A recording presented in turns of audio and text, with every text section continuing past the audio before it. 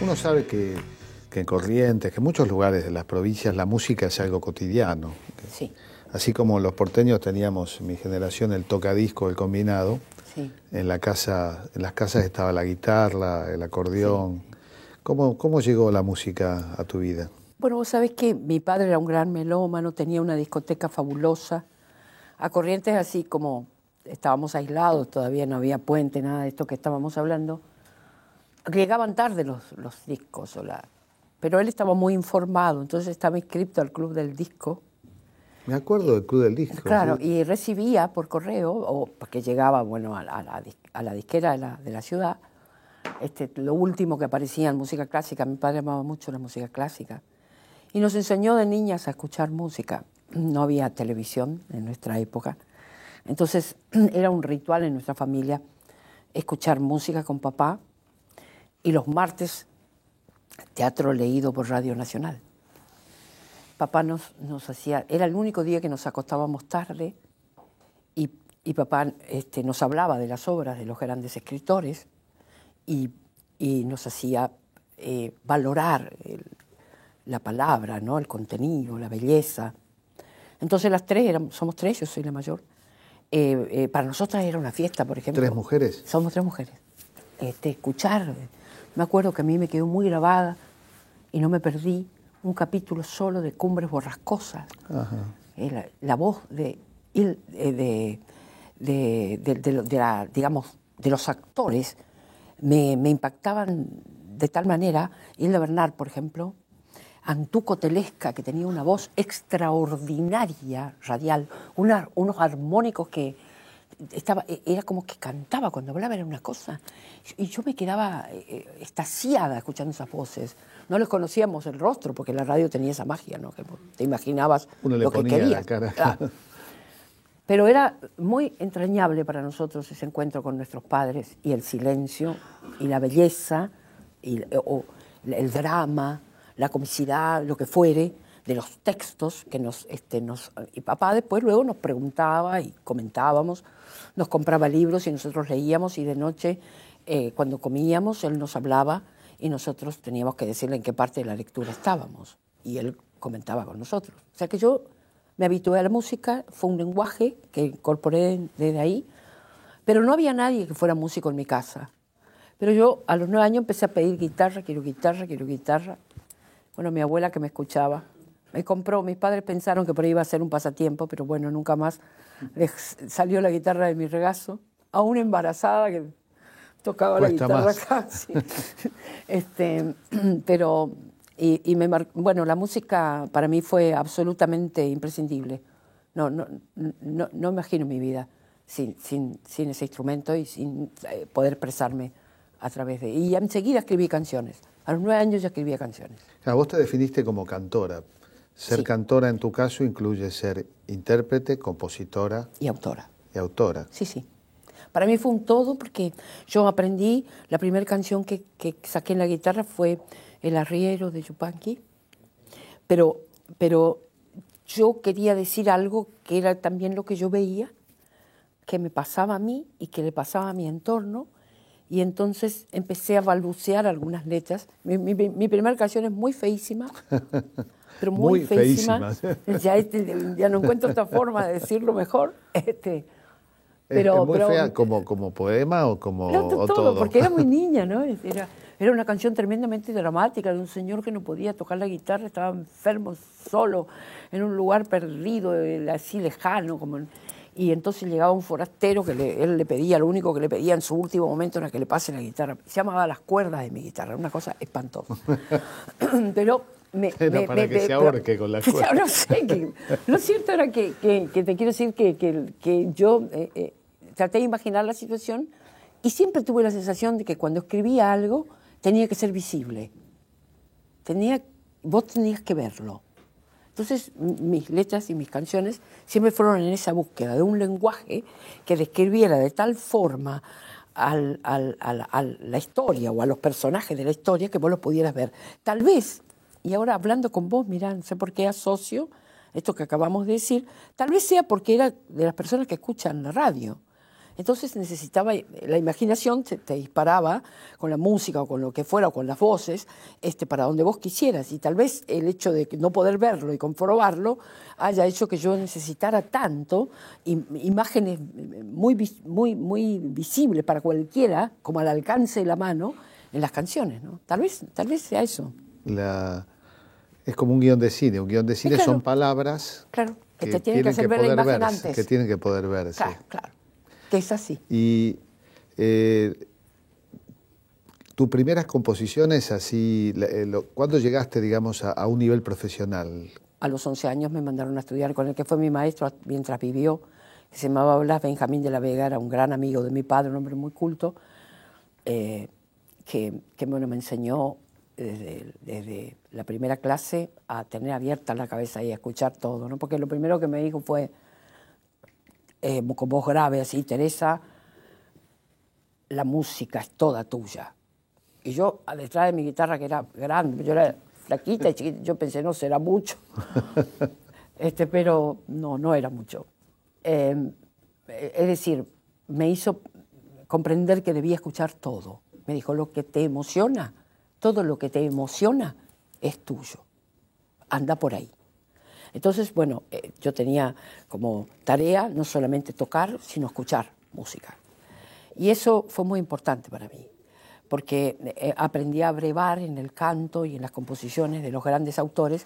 Y entonces este balbuceo que yo hacía de entrada con mis canciones pequeñas y naif y con un montón de cosas que me faltaba tanto, pero sobre todo me faltaba vida.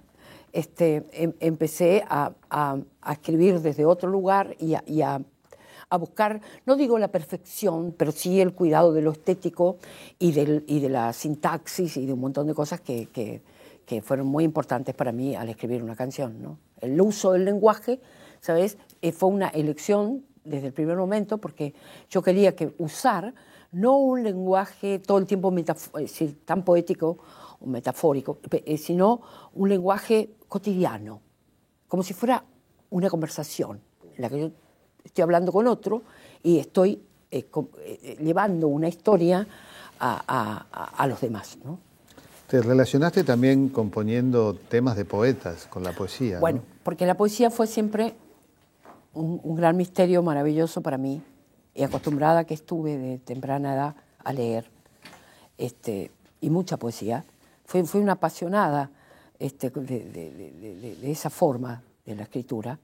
Y entonces yo le escuchaba la música, los poemas, la poesía tiene infinitas melodías. Cada uno que la lee o que la dice le encuentra una melodía diferente. De eso estoy convencida.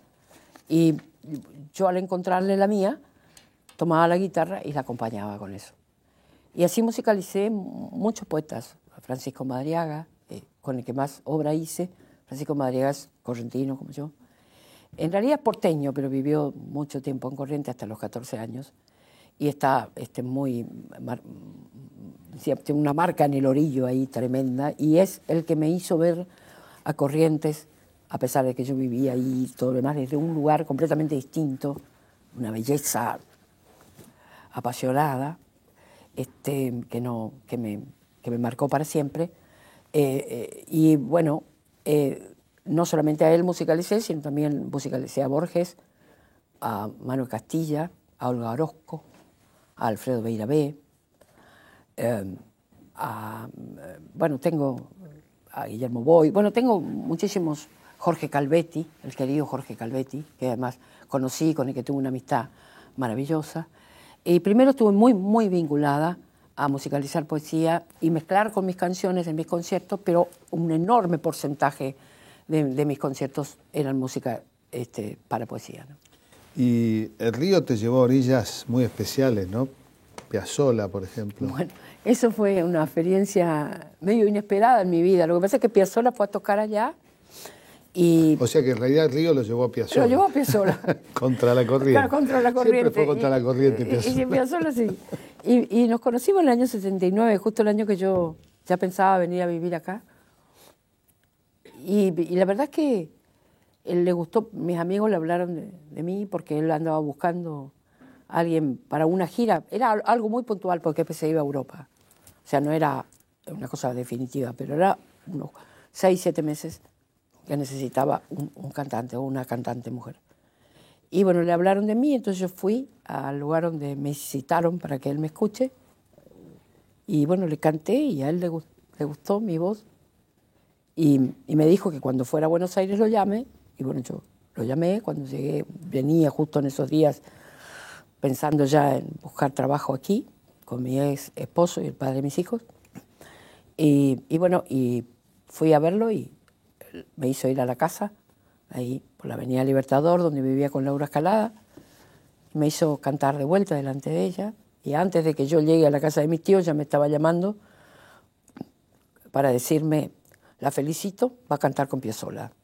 Casi nada. ¿Cómo lidiaste con el llueve y con el arrabal? No, fue una cosa. ¿No ves que va la luna rodando por Callao? Fue mi primer furcio con Piazzolla. En el primer ensayo ya me manda eso. Y pienso... Tan lindo. Yo te aclaro que me encanta el llueve y el arrabal, las dos cosas. Sí, bueno. Yo le canté así, ¿no? ¿No ves que va la luna rodando por Callao? Y así se rieron los músicos, Piazzolla y todo. Y yo los miraba como diciendo, ¿de qué se ríen? ¿No? Yo debería haber nacido en Corrientes porque tengo rotacismo, que no se nota, pero si tengo que sostener una R no puedo. Ah, mira vos. Bueno, no, yo no la puedo porque nunca la aprendí. Tengo una anécdota muy linda con eso de mi hijo más chico, cuando llegamos acá. Y fuimos en este año 79, y en el 80 no escribí en la escuela. Al poco tiempo me llamaron de la escuela para decirme que mi hijo tenía dislalia. Dislalia. Entonces yo fui preocupadísima. Era correntino. Y me estuve con una foniatra, no sé. Y entonces ella me dijo, que era jovencita, ¿no? Por eso creo que se equivocó tanto, ¿no? Me dice, su hijo tiene dislalia. Y yo quedé. Y le digo, ¿por qué? Y me dice, bueno, yo te voy a decir como yo lo digo, diga carro. Entonces el chico dijo, carro. Entonces ella, ¿bien? Me dice. Pero yo la miro espantada y le digo, pero escúcheme, él dice así, porque es correntino como yo, como su papá, como sus hermanos, como sus abuelos. Es la R que nosotros usamos. Entonces rápidamente le digo, entonces usted tiene dislalia también. Diga lluvia. Pobrecita, Es magnífico. me arrepentí porque era pero jovencita. así como padecemos como argentinos, hemos padecido el norcentrismo o eurocentrismo, la mirada porteña, el porteñismo, es decir, hoy es maravilloso, esto cambió, hoy prender la televisión y escuchar otros acentos. Claro. Ver la guerra Guazú, ¿no? O la guerra Guazú, ver la muerte del Chacho Peñalosa, escuchar locuciones y voces que son de las provincias. Sí, sí. La diversidad como riqueza, que no nos separa en absoluto. Fíjate que a mí, por ejemplo, me han llamado muchas veces para hacer voz en off por mi acento correntino. Y hice toda una historia de Malvinas. Y claro, gusta. Para el canal Encuentro, sí. por eso, ¿no? Porque era la voz del interior, claro, que tengo y que no perdí, pese a que hace 33 años que vivo acá. Y uno viaja todavía, y en una provincia escucha un locutor en un acto diciendo, bueno, aquí estamos, y hablan como un porteño, ¿no? Terrible, terrible. Lo mismo le pasaba a los hermanos bolivianos o de la Quebrada, que venían a hacer la colimba conscripción. Colimba viene de correr, limpiar, barrer.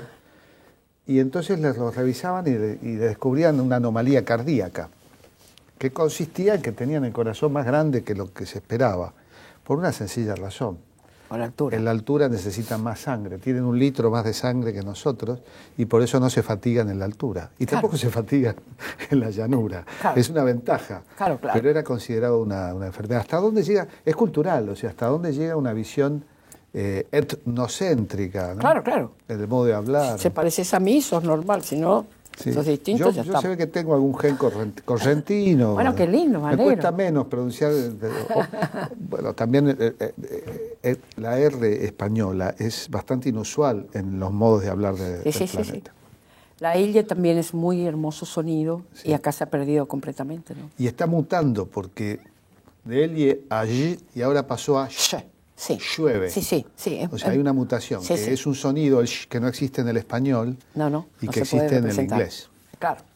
Bueno, ese pero hace- volvamos al canto.